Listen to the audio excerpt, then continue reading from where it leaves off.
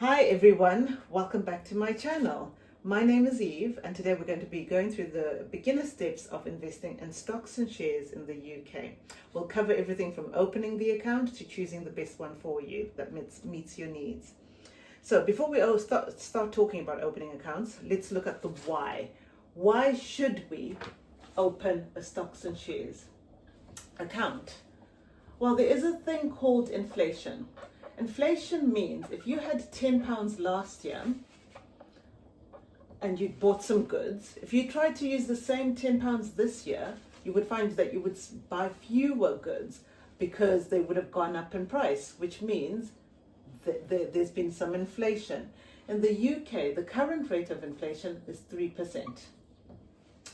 So when we're looking at putting our money somewhere, we don't want to have saved money for a few years and then discover that we've actually lost money. We want to grow our money. So one way of doing this is investing in stocks and shares.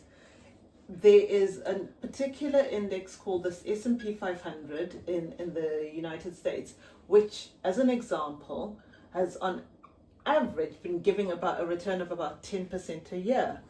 When we adjust this for inflation, it comes up to about 6 to 7%, which is obviously already better than the 3% inflation that we've been discussing. So your money would actually be growing, not losing money by that. But remember, everything I'm saying here is not financial advice.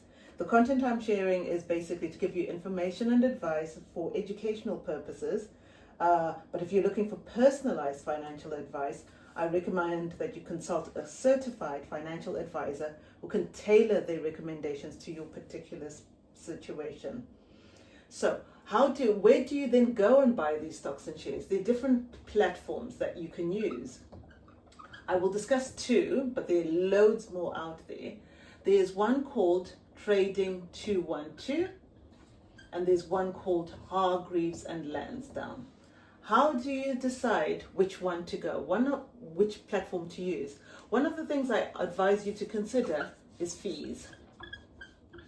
Does the platform charge you fees for using their internet site, basically? Trading 212 does not charge any fees. It's 0%.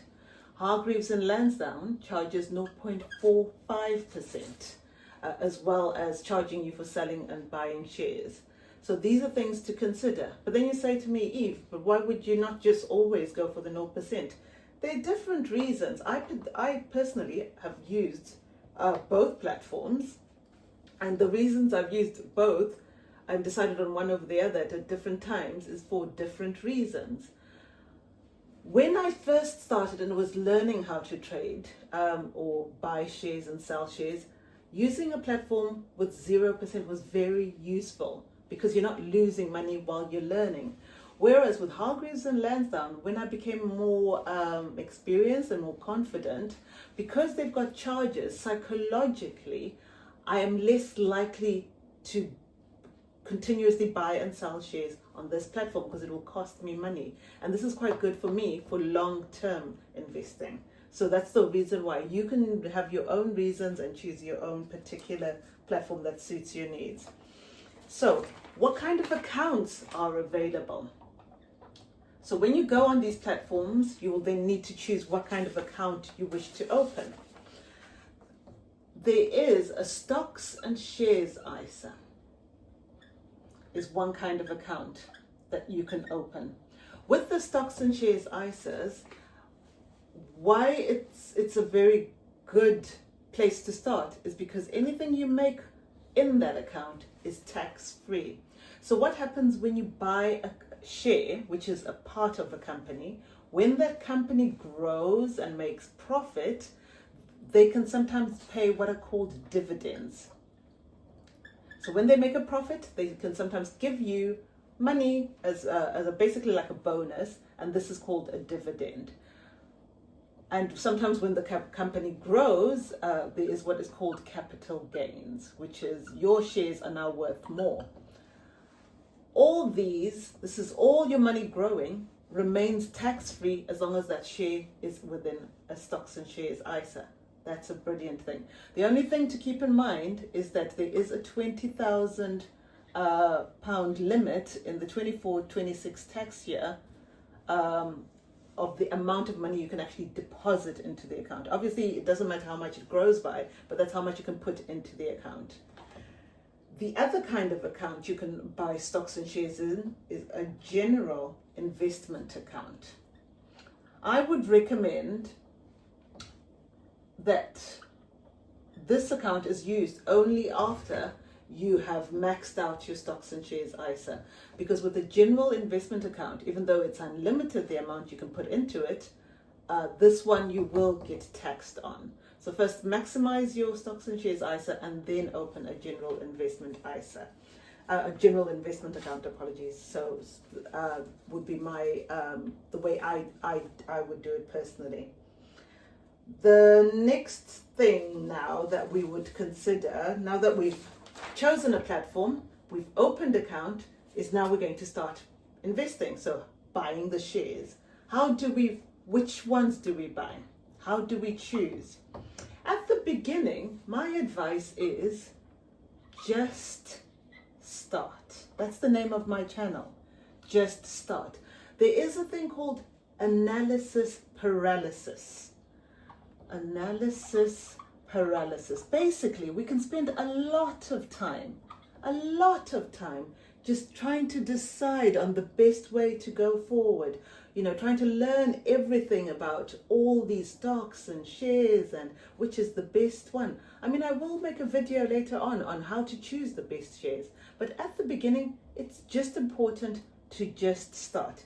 Whether you start with £1, whether you start with £10, the important thing is just start. Because when you buy some of these shares, you can buy what are known as fractional shares, which means you're just buying a very tiny portion of the company. But what it teaches you is like, how does this platform work? What is it like? How do I feel when I'm buying stocks? How do I feel when I'm losing money in the shares? How do I feel when I'm making money in the shares? And then this will then allow you to then analyze your own risk tolerance. Because when we start going into detail later about how to choose shares, you need to know what your risk tolerance is. How do you feel when you're losing money? What's your long-term plan? And how long have you got before you need this money in the future? So what's your risk tolerance? And you can assess that by just seeing how you feel with very small amounts, which are not that dramatic. But the important thing is to just start. So once you've started, the other good thing is you now need to choose a share. So how do you choose the share? The way I did my very first share ever in 2020 was I picked a stock on a company I liked. Simple as that.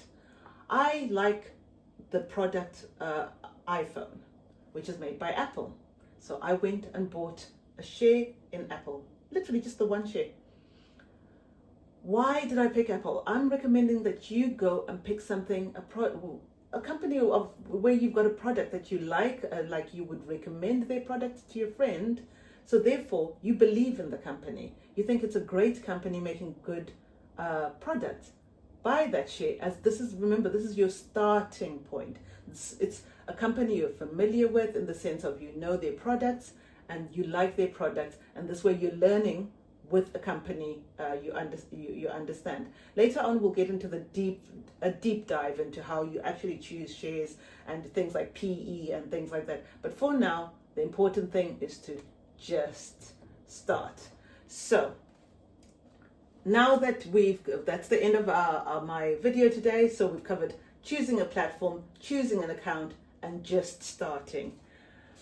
What I would like you to do, if you found this video helpful, is to like, subscribe, and share this video with other friends and family who you think would find this interesting.